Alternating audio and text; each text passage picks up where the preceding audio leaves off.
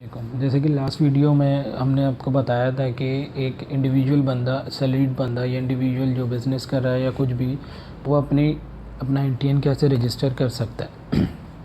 अच्छा, NTN register करने के बाद कुछ फर्दर प्रोसेस होते हैं। बिज़नेस वाले को अपनी एनटीएन में डिटेल्स डालनी होती है कि वो बिज़नेस क्या करता है, कहाँ करता है, कैसे, लोकेशन कहाँ कहाँ वो एग्जिस्ट करता है, सारी चीज़ें। लेकिन सैलरीड वालों को ऐसा कुछ नहीं करना होता। उनका जस्ट जैसी डिटेल डालते हैं वो उनका एनटीएन खुद बहुत क्रिएट हो जाता है, यानी कि उनकी एफबीआर पर रजिस्ट्रेशन हो जाती है। अब इसके बाद जब टैक्स रिटर्न फाइल करनी हो, नील टैक्स रिटर्न, तो उसके लिए हमें क्या करना होगा। उसके लिए हमें सबसे पहले ये करना होगा कि हमें यहाँ इनकम टैक्स IRIS पे हम क्लिक करेंगे तो ये हमें नई प्रोफाइल खोल के दे देगा। अच्छा, आपके पास मेल पे और मैसेज पे एफबीआर की तरफ से एक कोड आया होगा जिसके अंदर रजिस्ट्रेशन नंबर, जो कि आपका CNIC नंबर होगा, पिन और पासवर्ड आया होगा। तो आपने यहाँ डालना है अपना CNIC नंबर ऊपर रजिस्ट्रेशन पे, और नीचे पासवर्ड डाल के आपने लॉगिन कर देना है। कर लेने के बाद आपको ये प्रोफाइल नज़र आएगी। इस प्रोफाइल में आपने करना ये है कि आपने सबसे टॉप पे जाके डिक्लेरेशन के टैब पे क्लिक करना है, तो ये सारी चीज़ें खुल जाएंगी। इसमें आपने नॉर्मल रिटर्न्स में क्लिक करके यहाँ जो पीरियड पे आ रहा होगा, जो कह रहा है सेलेक्ट पीरियड पे क्लिक करेंगे आप, और यहाँ 2020 लिख के इस पीरियड को सिलेक्ट कर लेंगे। जब आप 2020 का फॉर्म पे क्लिक करेंगे तो ये आपके सामने ये पूरा फॉर्म आ जाएगा। इसमें आने के बाद हमने दिखाना है कि हमारी जो अभी रिटर्न है वो नील है, कि हमने कोई पैसा अर्न नहीं किया है, कुछ भी नहीं किया है इसमें। तो हम ये करेंगे कि हमने जो, अगर हम सैलरीड है तो हम इसको सैलरी में ज़ीरो दिखा देंगे। अभी हम सिर्फ सैलरी की बात कर रहे हैं। वो बंदा सैलरी जो जिसके पास इस बार जॉब नहीं रही या बिल्कुल नील रिटर्न फाइल करता है, तो वो कैसे करेगा। तो हम दिखा देंगे कि हमारी अभी सैलरी बिल्कुल ज़ीरो है। और अगर आप बिज़नेसमैन हैं तो आप इसको हर टैब को छोड़ देंगे, आप जस्ट इस वाली टैब में आ जाएंगे। आप टैक्स चार्जेबल और कंप्यूटेशन में देखेंगे तो इधर ज़ीरो आ जाएगा। Income from salary zero. अगर इनकम फ्रॉम बिज़नेस आपकी है और वो भी आपने कुछ नहीं किया, तो आप यहाँ बिज़नेस में आके अदर रेवेन्यू पे क्लिक करेंगे और यहाँ अदर्स को ज़ीरो कर देंगे।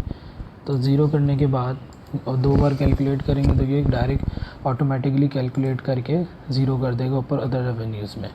अब आप दोबारा कंप्यूटेशंस पे आए और देखेंगे कि ये अमाउंट ज़ीरो हो चुकी है, कि आपकी जो रिटर्न थी आपने बता दी कि वो ज़ीरो है। लेकिन 2020 से पहले आपको रिटर्न और वेल्थ अलग अलग फ़ाइल करनी पड़ती थी, लेकिन 2020 में इन्होंने ये किया है कि आप रिटर्न्स और वेल्थ दोनों एक साथ फाइल कर देते हैं। अब जैसे कि अब हम बताएंगे कि हमारी वेल्थ क्या है। रिटर्न हमने बता दी कि रिटर्न में हमारी किस बिल्कुल नील है, कोई हमने काम नहीं किया, कुछ अर्निंग नहीं की। अब हम पर्सनल एक्सपेंसेस में आएंगे सबसे पहले अपने, और उधर दिखा देंगे कि 1 लाख रुपए हमने पूरे साल में खर्च किए हैं। अब आएंगे अपने एसेट्स पे। अच्छा, एसेट्स वो चीज़ें होंगी, इसमें हम बाद में वेल्थ स्टेटमेंट कैसे बनाना इसमें डिटेल में बात भी करेंगे। ये एक मैंने वैसे ही छोटा सा वो डाला है कि इतना मेरा हाउस होल्ड इफेक्ट्स है और इतनी इतनी मेरे पास चीज़ें हैं। हाउस होल्ड इफेक्ट मेरा 3.5 लाख का है और 1,40,000 का मेरे पास पर्सनल मेरे आइटम्स हैं। हाउस होल्ड इफेक्ट यानी कि मेरी घर की चीज़ें, और पर्सनल आइटम में कोई भी चीज़ आ सकती है। अब मैं इसको आ जाऊँगा रिकन्सिलेशन ऑफ नेट एसेट्स पे। नेट एसेट्स में मैंने दिखाया है कि लास्ट ईयर की आपने बताना है आपकी कितनी, प्रीवियस ईयर की, जैसे इस साल की आपकी आई है करंट ईयर की 4,90,000 आपका एसेट है।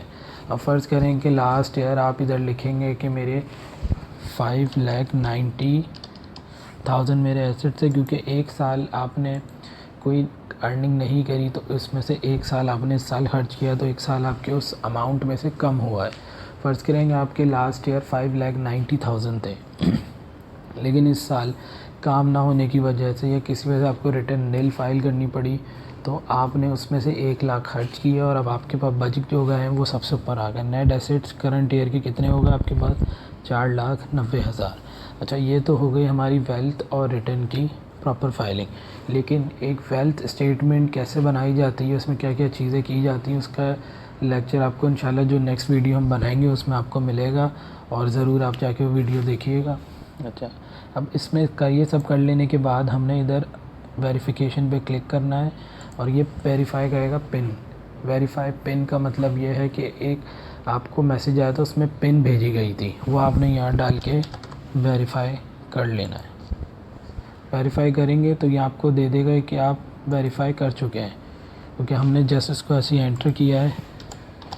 ये मैं इसको ये मैंने क्लिक किया और ये आ गया कि मेरा कोड वेरीफाई हो गया है। ये कर लेने के बाद आपने यहाँ सबमिट पे क्लिक करना है और ये आपकी जो रिटर्न है वो सबमिट हो जाएगी। थैंक